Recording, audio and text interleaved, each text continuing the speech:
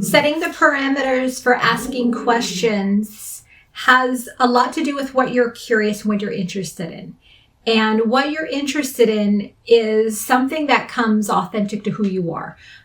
In my experience, in my world, I'm really interested in the depth of the human experience. How do we feel? How do we think about our life? How are we feeling connected to? What's our emotional state? What's our capacity to feel alive in life? Do we feel fulfilled? These are some of the more deep mental and emotional patterns. Some people are more curious on what does something look like? What does the name of things? We can ask questions and get more identity information. We can ask questions to get more role oriented. We can ask questions and get a sense of the story behind something or the relationship of that to something. So when you're asking questions, start to pay attention to what interests you. I know sometimes I will default and not get thorough information on specific details like the name of something or the gender in that sense, or their relationship to more like where they're at in a sense. Sometimes I'll work with like beings coming through, and I don't have an interest in really knowing what their name is. To me, it doesn't matter. I do get a sense of it's male and female. I get a sense of their role. I get a sense of their age. But those are all the things that matter to me in understanding them. So I come from a place of what is it needed to understand? So each of us is going to resonate with something a little bit different. And as you're working with your own parameters and your own question asking, notice what kind of questions you can ask that will give you the information that will help you get a picture or a knowing or an awareness of the energy that you're wanting to then translate. When we're translating energy, if we get too much of the same thing, then it doesn't give us enough clarity to be able to translate the energy.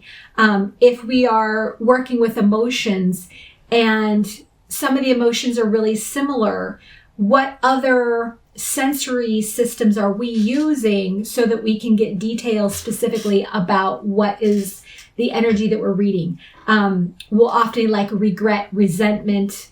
You can get a sense of rage, revenge, all these different qualities, happiness, joy, content. They can have similar qualities, right? Happiness can have a similar quality as content if what you're reading has a persona.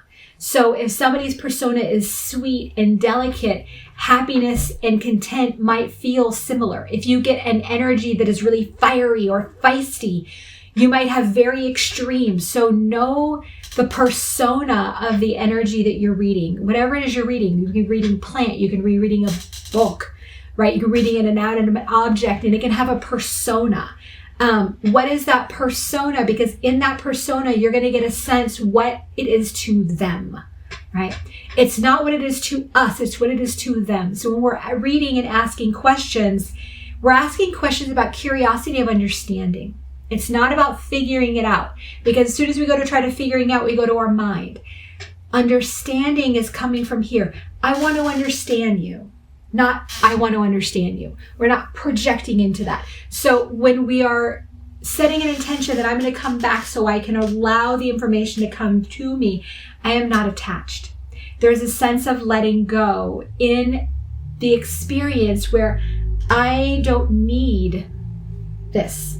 So if I have an attachment pattern that I haven't healed, we might attach to the needing to know, or we might attach to the needing to validate. So all of our subconscious crap will come through while we're energy reading. And if we're not familiar with ourselves, that will become a filter. So it's really important that we do our own healing work and we get clear on what our patterns are. And then we can work with our own energy fields so that we can make sure that our patterns are not interfering with what we're reading and what we're processing. So I would say find some parameters that you're curious about and build your own parameters so that you can work through them and then work those parameters as a process and then get good at that, and then add a whole nother kind of parameter. So I tend to think of, okay, what is this person like? How do they feel? How do they think? What's their personality? Are they, and I can take that and then unwind from there. So if I get a sense, okay, this personality, this is a male, he's middle-aged, he's feisty, or he's comes from a place of malcontent, there's going to be a sense, right? So I'm getting qualities. If you were going to paint a picture, what details would you need? If you were going to describe a person, what details would you need? And in relationship to what you're trying to read or what you're intending to read. So if you don't need this information and it doesn't pertain to what you're calling in, then get questions that actually start to navigate and unfold the energy of what you're calling in, and that will help you with your question. If you ask a question, the information doesn't come, don't worry about it. Ask the questions, and what happens is as you stay within you, you'll start pulling the information. Again, get the ball rolling, right? If nothing comes through immediately, pose a question. I wonder if they're happy. That sends clarity through the field. Now we're drawing information in. I wonder if they're content.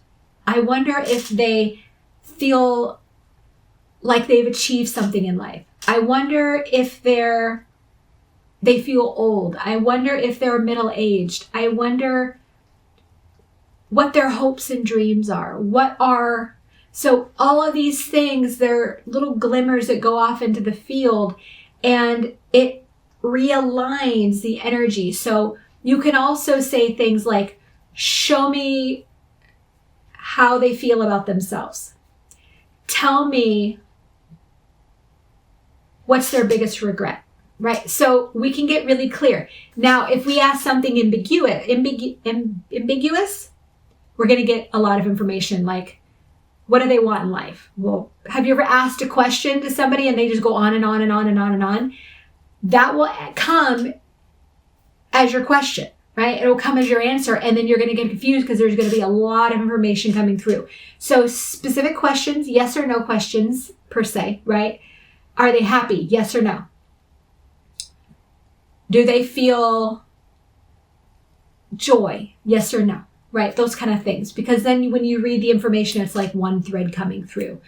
When you say, well, what do they want me to know? You're going to get a lot of information. So be clear on your questions. That will reorient, and you can play with the questions on how it draws the information through.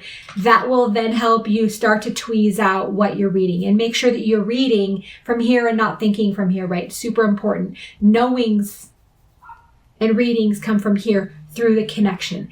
And if our connection stops, check back in to see if we have shut down. Are we being impatient? Are we projecting? Because as soon as we project the energy, it shuts it down. Because being projected on it closes the cord. So we want to make sure that we're staying open in that place of receiving.